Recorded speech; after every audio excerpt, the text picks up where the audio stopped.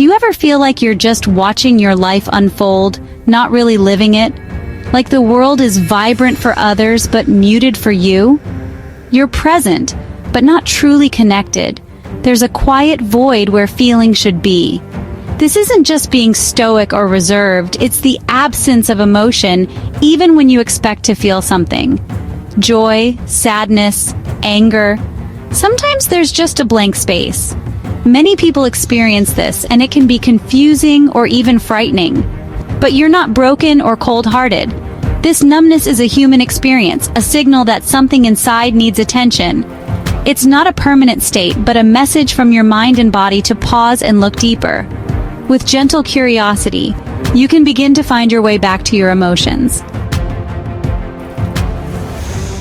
Emotional numbness is like a protective shield, your mind's way of coping when feelings become too much. It dulls both joy and pain, turning down the emotional thermostat until everything feels distant. You see emotions in others, but accessing your own feels impossible, as if behind a locked door. Imagine your emotional world as a vibrant garden suddenly covered by frost, everything muted, waiting for warmth to return. Remember, this numbness isn't your true self. It's a temporary state, not your identity. Like fog, it can obscure your inner world, but it will eventually lift. Understanding this is the first step toward change. With time and gentle effort, the sun can shine through again. Emotional numbness often follows overwhelming chronic stress, your mind's way of saying, "I can't take any more." Depression is another cause, making it hard to connect with any emotion, leaving the world feeling flat and gray.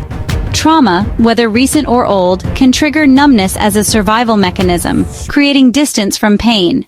Even small accumulated traumas can build up emotional insulation over time.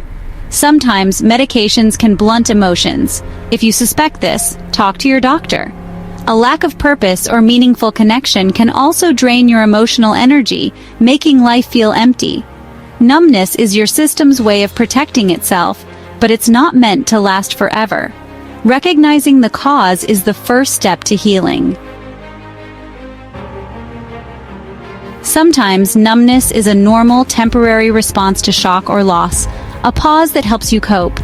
Usually it fades as you adjust, but if it lingers and starts to affect your life, it's a warning sign.